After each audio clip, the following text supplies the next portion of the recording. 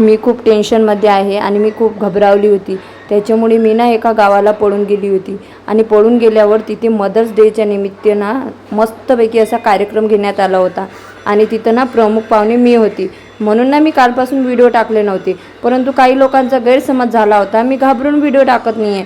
अरे बाबा, घाबरणारी मुलगी मी नाही आहे.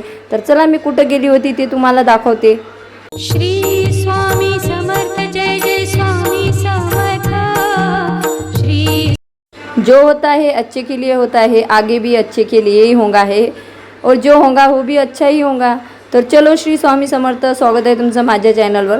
तर स्वराजला मी घरी ठेवलं होतं आणि स्वराला मी माझ्यासोबत प्रोग्रामला घेऊन गेलेली होती.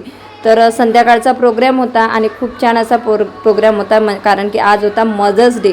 मदर्स डेच्या निमित्तानं इथं असा एक थीम ठेवण्यात आली होती की प्रत्येक महिलेने एक कोणती तरी वेशभूषा धारण करायची आणि त्याच्यावर डान्स करायचा.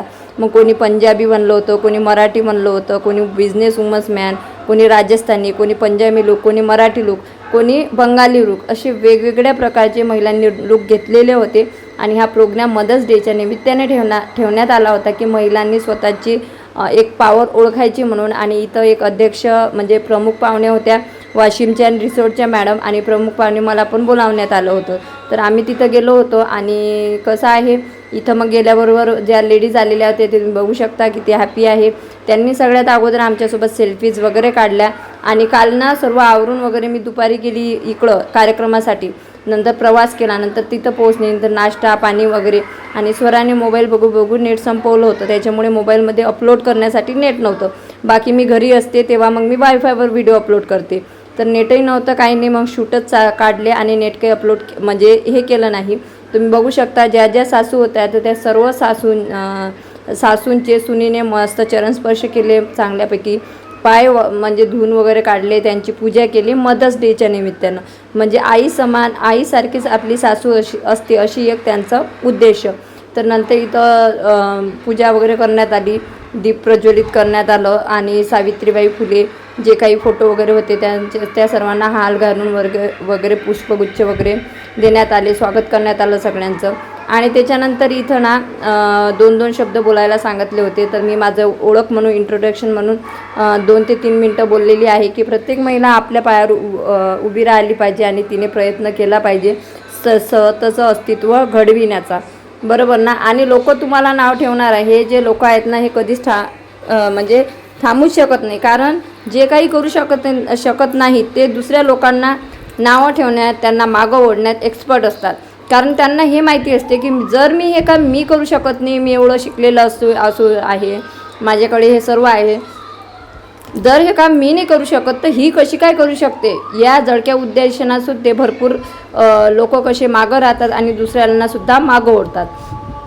तर असं कार्यक्रम होता. नंतर तो कार्यक्रम वगैरे अटेंड केला आणि कार्यक्रम वगैरे अटेंड केल्यानंतर तिथं रात्रीच्या गप्पा गोष्टी असे भरपूर लोक जमा झालेले होते. त्याच्यामुळे रात्रभर मला तिथं करावं लागलं मुक्काम. आणि सकाळीच आम्ही निघालो आणि फायनली मला वाटते 3 वाजले होते, 3 की 3:15 तेव्हा आम्ही गणेशजीच्या शॉपवर आलो. आणि आल्याबरोबर आम्ही पिला मस्तपैकी थंड मठ्ठा. आणि कालपासून तर गणेशजी म्हणजे रात्री काल ना मी दुपारचा आणि सकाळचा स्वयंपाक करून गेली होती. सकाळी डब्बा दिला होता आणि संध्याकाळचा सुद्धा स्वयंपाक मी करून गेली होती. आणि मी आईला सांगितलं होतं की मी सकाळपर्यंत येते. तर गणेशजीनं बघूया आता घराचा ताल काय केला, पडू द्या ना, नाही तर कोणती काळजी आहे तुम्हाला.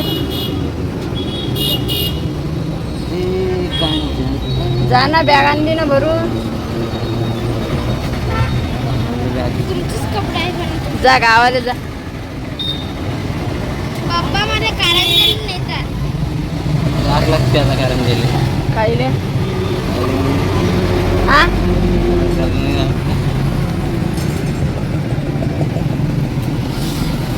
कालपासून आम्ही गेलो होतो गावाले, गणेशजीने आम्हाला गावाले पाठवतो.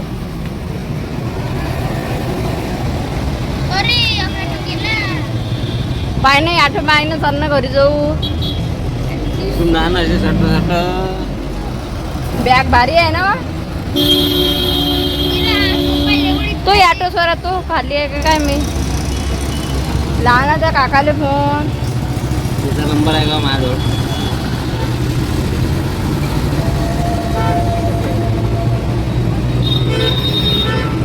चला तर आताच आम्ही गावाहून आलेलो आहोत. बघू शकता.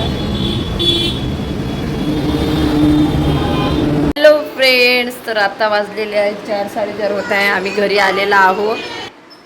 पाणी दे ग त्याला, दे पाणी दे त्याला, उठ. आणि बघा घराचा का हाल करून ठेवला बघा. आता हा पसारा सगळा मला आवरायचा आहे. ते बघा, आपण कुठं गेलो की सगळ्या घराचा हाल बेहाल होऊन जाते. गणेशजीने काय केलेलं आहे गंधत बघू आपण. खिचडी केलेली आहे बाबा याच्यात, ते पण अदर कच्चीच आहे बहुतेक. बघा खिचडी गणेशजीने केली खिचडी. आणि एवढा गडाठा बघा, म्हणजे देवपूजा पण केली नाही. पाणी दे ग त्याला. बघा 2 दिवसात कसं, म्हणजे कपडे पडलेले आहेत. आणि इकडं पण गयाठा बघा. गावावरून आलो, कपडे पण काढायचे. तर चला आता करते कामाची आवराआवरी. आणि अकोल्याला गेली होती मी प्रोग्रामसाठी. तिथं मदर्स डे निमित्त खूप छान असा प्रोग्राम घेण्यात आला. तिथं मला बोलावण्यात आलं होतं प्रमुख अतिथी म्हणून. अजून रिसोर्टच्या एक मॅडम होत्या, अजून वाशिमच्या एक मॅडम होत्या ज्यांची संस्था आहे स्वतःची. तर असे लोक तिथं बोलावलेले होते. आणि मदर्स डेच्या निमित्तानं कसं आहे, प्रत्येक सून ही आईजवळ नसते ना, तर सासूलाच त्यांनी मस्तपैकी पाय वगैरे धुवायला लावले. त्याच्यानंतर सासूलाच आई म्हणून मस्तपैकी. आणि विशेष म्हणजे फॅशन शो घेतला त्यांनी. आणि फॅशन शो असा घेतला की प्रत्येकाला एक असं थीम दिली होती. कोणी राधा बनलं, कोणी कृष्णा बनलं, कोणी बिझनेस वुमन बनलं. असं वेगवेगळ्या पद्धतीने प्रत्येकाने वेगवेगळे रूप धारण केले होते. आणि खूप छान अशी मजा आलेली होती. आता ते क्लिप्स मी जशा जुळल्या तशा टाकणारच आहे. आणि म्हणून मी कालपासून व्हिडिओ टाकत नव्हती, परंतु मला अशा एवढ्या कमेंट्स की भरपूर एवढ्या कमेंट्स, कुठं आहे, काय आहे कमेंट्समध्ये, तू घाबरली का. मी कशाला घाबरू बाबा, मी असं कोणतं वाईट काम केलं की मी कोणाला घाबरणार आहे. आणि तिथं मग गेल्यानंतर संध्याकाळी आम्ही गेलो, म्हणजे काल सकाळीच गेली मी कामं वगैरे आटपून. आणि मग तिथं पोहोचल्यानंतर तयारी वगैरे केली आणि कार्यक्रम सुरू झाल्यानंतर शूट वगैरे घेतलं, रात्रीचं जेवण, त्याच्यानंतर रात्रीच्या गप्पा गोष्टी. आणि सकाळी पण येताना मग भरपूर तिथं त्या लेडीज ओळखीच्या होत्या, त्यांनी चहाला वगैरे बोलावलं. असं करता मला तिथंच 12 वाजले. आणि आता घरी यायला 4 वाजले. म्हणून ना रील्स टाकणं झाली, ना व्हिडिओ टाकणं झाला, ना काहीच नाही झालं. म्हणून आत्ता व्हिडिओ टाकत आहे. आणि आता रेग्युलर करू आपण बाकीचे व्हिडिओ. चला मग बाय. एवढीच अपडेट देण्यासाठी फोन केला की मी बायबा गावाला गेली होती. आणि काही लोकांचं हे मला कमेंट की तू घाबरली का, तुझे व्हिडिओ का येत नाही, तुझे का व्हिडिओ येत नाही.